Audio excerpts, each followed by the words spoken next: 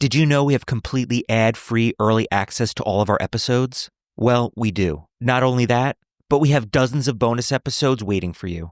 Head on over to patreon.com/ghosttownpod, and you can check it out for 7 days absolutely free. That's patreon.com/ghosttownpod.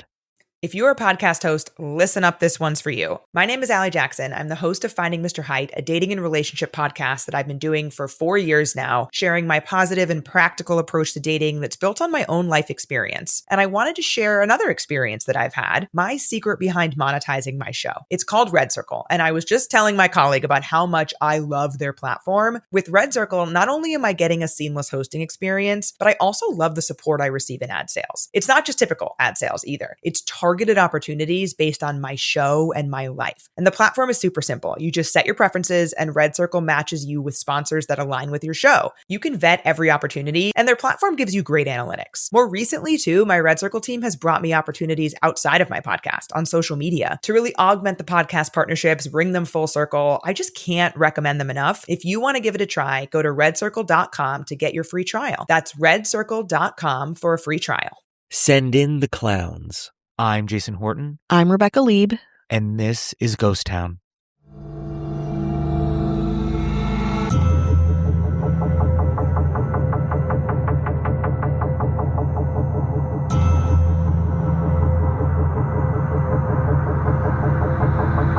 In early August of 2016, photographs surfaced of a strange figure wandering the streets of downtown Green Bay, Wisconsin, in what looked like some kind of office park plaza. The images showed a figure dressed in baggy clown clothes, with a bright white painted face, dark eyes, and red mouth, holding 4 black balloons. As you might imagine, the photos brought up many questions, and as the pictures circulated, in wider communities, those questions became a sense of panic. The photos would soon be outed as a promotional method for a short film, but after the film was released, the clown kept appearing. In forests, on school grounds, looming over sidewalks of rural neighborhoods and suburbs, figures in clown masks, clown suits, and paint were being seen at alarming rates all over the world. Everyone wanted to know, who were they? What were they? And what did they want? With so many questions, the public's reaction to this bizarre phenomenon went to extremely dark places, including coercion, threats, stalking, and even murder. Today on Ghost Town, whatever you want to call it, we'll talk about it.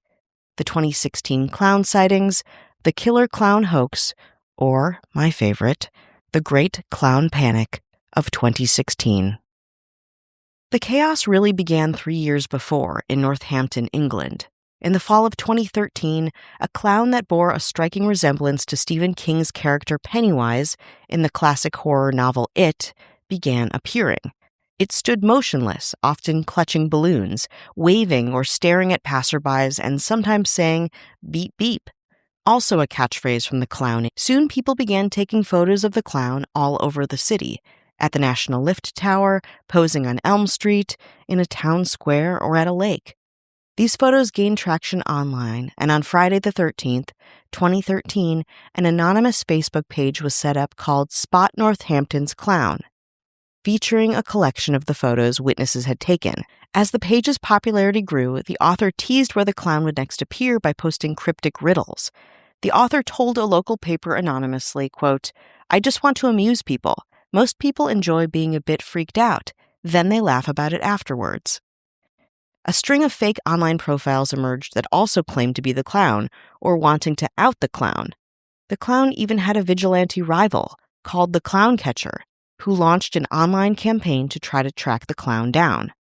Eventually, however, the clown was outed as 22-year-old Northampton University student and budding filmmaker Alex Powell.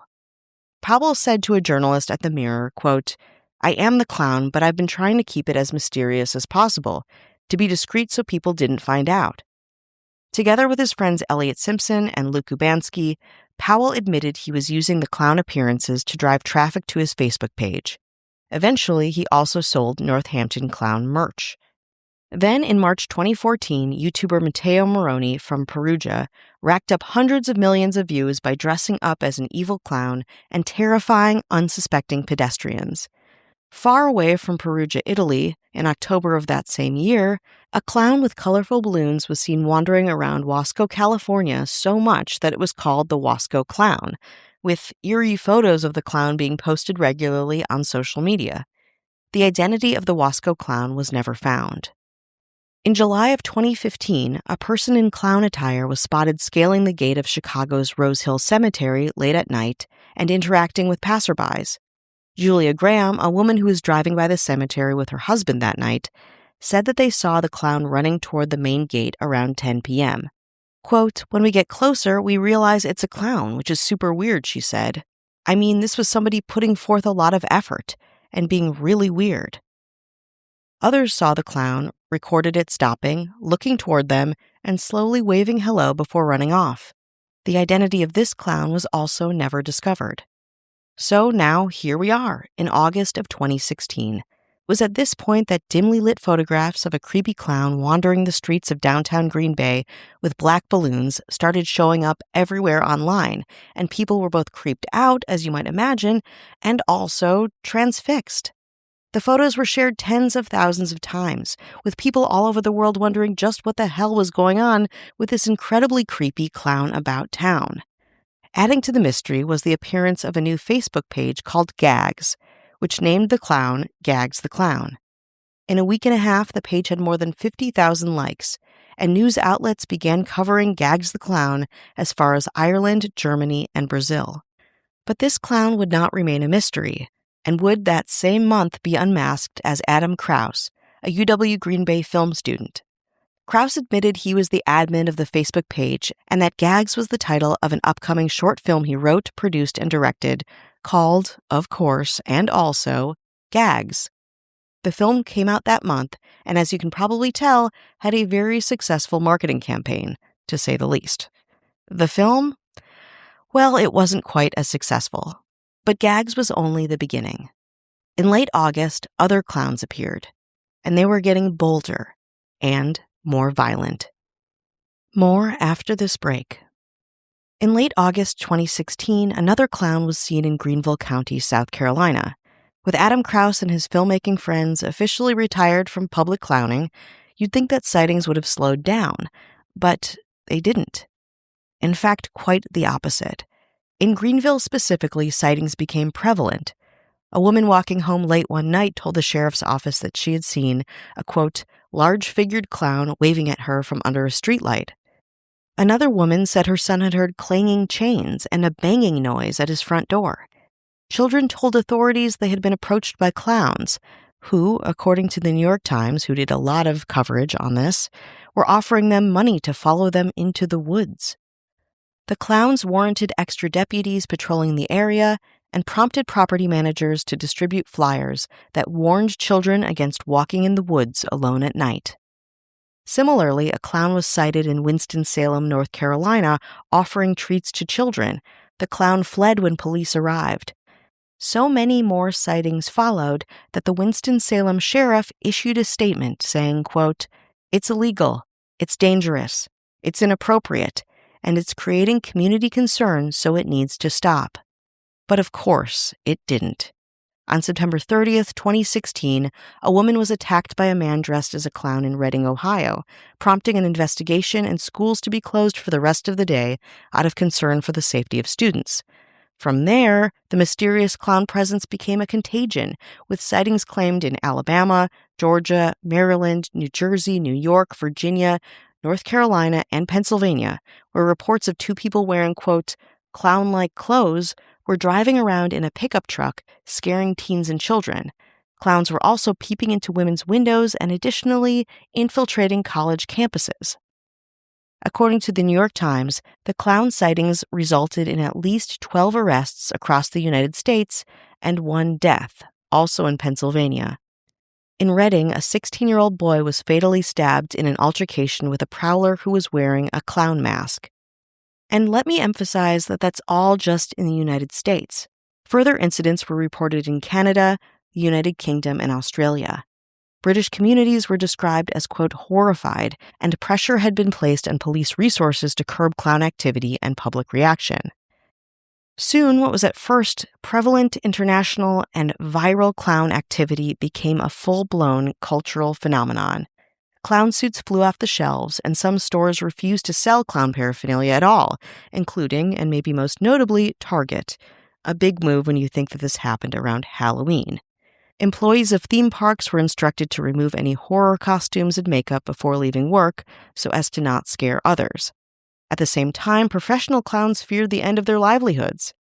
Even the World Clown Association president, Randy Christensen, took a stance on the matter, speaking about the damaging trend of people dressing up as clowns. On October 12th, the Russian embassy in London issued a warning to Russian and British citizens because of the clown scare, as did the Fijian police the day after. Approximately 2 weeks before that, however, Rolling Stone wrote a piece on September 29, 2016, called Killer Clowns, Inside the Terrifying Hoax Sweeping America. If that gives you any idea of this phenomenon's spread and public reaction. I mean, even McDonald's decided that Ronald McDonald would, quote, keep a lower profile as a result of the incidents. By October 25, 2016, several news outlets were reporting on an alleged clown-initiated purge, or attack, which supposedly was to take place on Halloween Eve of 2016. But on the day of, no attack occurred, though many Americans decided to go armed while trick-or-treating to protect their children from loose clowns. Now, this was mostly in Florida. One Florida family lived the nightmare the world was spiraling about when, on Halloween, the family was attacked by approximately 20 people in clown masks. Thankfully, no fatalities were had, but also no arrests were made. The Great Clown Panic died down after Halloween of 2016, but continued to bubble up around certain films, viral videos, and cultural moments. For example, the It reboots from 2017 and 2019. But all of it begs the question, why are so many people compelled to dress as clowns over, say, vampires or zombies or, giraffes? Many experts have hypothesized about this, including David G. Myers, a professor of psychology at Hope College in Holland, Michigan. He attributed the epidemic of sightings to, quote, mass hysteria, as people's fears and feelings fed on one another. Jason D. Seacat, an associate professor of psychology at Western New England University, suggested another motive for the outbreak, a need for people to feel connected to a news event that had garnered national headlines. Quote, since the event appears to be difficult to verify, the claim that one had had such an encounter is easier to make and relatively free from the risk of being called out as a fraud, he said. So, low risk of being called out for lying and the benefit of positive attention for reporting such a claim may motivate some people to lie. All of these theories about why people do it, or why they lie about it, beg the question, why do these clowns fascinate and freak people out at all? In a Rolling Stone piece about the phenomenon, cryptozoologist Lauren Coleman explained the situation in what she called the phantom clown theory. Coleman's phantom clown theory is rooted in the, quote, primal dread that so many children experience in their presence. Steve Schlossman, a child psychiatrist who teaches a course on the psychology of horror films at Harvard University, also believes something more deeply sociological is at work. Quote, humans are built to recognize patterns from an early age, and a clown's exaggerated human features set off a primal warning bell from within our crocodile brains.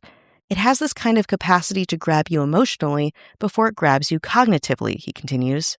He says, that's the key to making something viral online, actually, to make people emotionally engaged before they're intellectually engaged. In his years researching the things that scare us, Dr. Schlossman has also uncovered another truism that feeds into the Great Clown Panic of 2016. Horror is almost never about the thing that's scary. The horror unravels once terrified people respond. When a local Floridian takes his gun out and fires at what he perceives as an evil-looking clown is not that different from people going out with their pitchforks into the woods after Frankenstein's monster, he said, adding, it never ends well.